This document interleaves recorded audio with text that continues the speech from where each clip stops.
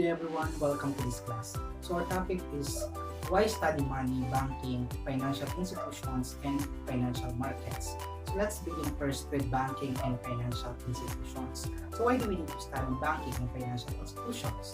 So let's answer it briefly. So simply, we need to study banking and financial institutions to know their role. Since banking and financial institutions are what make the financial markets work, without them, the financial markets would not be able to move funds from people who save to people who have a productive investment opportunities. So they play a crucial role in the economy. So let's move forward to the structure of financial system. So what is financial system?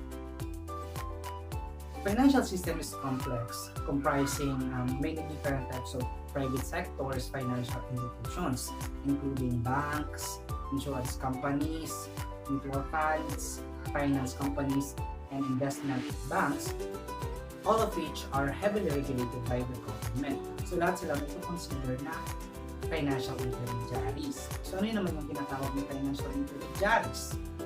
Halimbawa, ako, gusto ko mag-avail ng car loan sa isang car company or housing unit sa isang real estate company. So not necessarily na mag-a-apply ako ng loan doon sa car company mismo or sa real estate company. Pupunta ako doon sa mga financial intermediaries like bank. So doon ako magsasabit ng requirements and sila mag-a-assess kung qualified ba ako doon sa loan na ina-applyan ko. So titingnan nila yung income ko kung pasok ba, or sila yung mag-identify kung ilang down payment ang babayaran ko, monthly amortization na babayaran ko, o kung ilang interest rate ang ipapatong nila.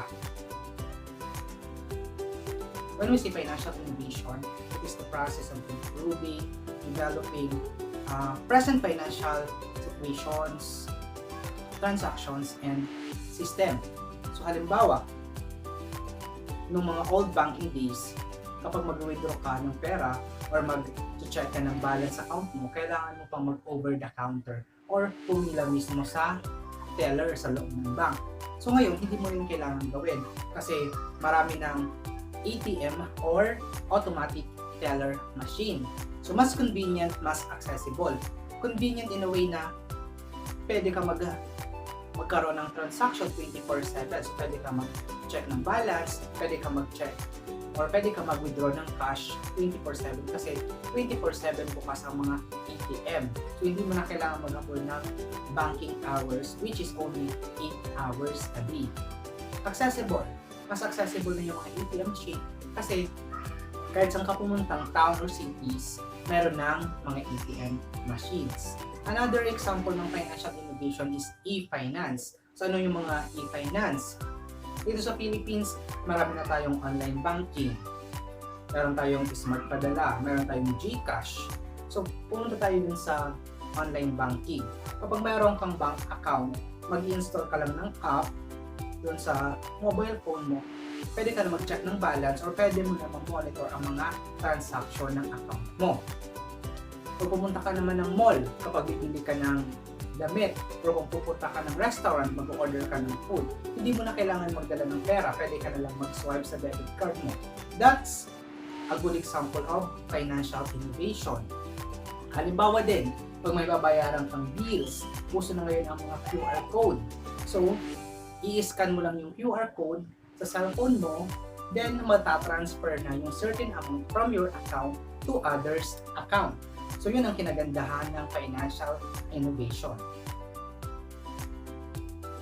Let's proceed to banks and other financial institutions. What is bank or what is the definition of bank? Banks are financial institutions that accept deposits and make loans. So ano yung mga example ng banks? For example, commercial banks, savings and loan associations, mutual saving banks, credit unions. So, of all financial institutions, banks are the most important and largest. So, ano yung mga other financial institutions? Pwedeng pension funds, mutual funds, insurance companies, and finance companies.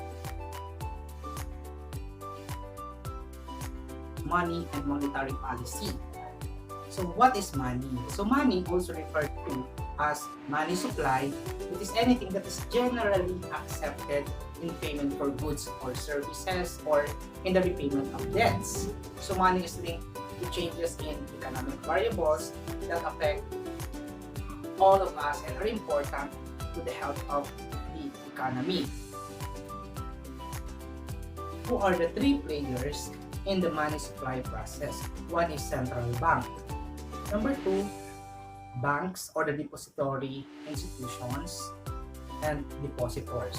So dito sa Philippines, ang ating central bank ay Bangko Sentral ng Pilipinas. It is the government agency that oversees the banking system and is responsible for the conduct of monetary policy. So number two is banks or depository institutions. So the financial intermediaries that accept deposits from individuals and institutions and make loans. Example, commercial banks. Yung sinabi ko na kanina, savings and loans associations, credit unions and mutual savings bank. Depositors. So, self-explanatory. Individuals and institutions that hold deposits in banks. Sila yung mga nagsisave sa bank, yung mga nagde-deposit ng kanilang pera. So, anong kinalaman ng money supply sa interest rates? Or anong relationship ng dalawa? When the money supply increases, as long as everything else remains equal, the interest rates will decline. Pero hindi lahat ng panahon na kapag tumaas ang money supply, automatic bababa ang interest rates. May condition tayo as long as everything else remains constant. So not necessarily na kapag tumaas yung supply ng money, mababa yung money supply. Because an increase in the money supply might not mean everything else equal and will have other effect on the economy that make interest rise. So, ano pa yung mga epekto ng money supply? So, ang money supply ay meron pang effect sa income, sa inflation rate, and so on. So, we will discuss further the effect of money supply to the interest rates and inflation rate and so on to our next discussions. So, for now, let us proceed to financial markets. Financial market is a market in which funds are transferred from people who have an excess of available funds to people who have a shortage. So, example ng financial markets are bond markets and stock markets. So anong pagkakaiba ng bond at stock? So, bond is a security. So, let us first define bond and security. A bond is a security. So, anong security? Security is also called as financial instruments, or it is a claim on the issuer's future income or assets. Ano naman ang bond? Bond is a debt security that promises to make payments periodically for a specified period of time. So, ang bonds is parang written document or written promise or contract between debtor and creditor. So, ano ang kahalagahan ng bond market? Bond market is especially important to economic activity because it enables corporations and governments to borrow to finance their activities, and because it is where interest rates are determined. So, ano naman yung interest rates? Interest rates, it is the cost of borrowing or the price paid for the rental of funds.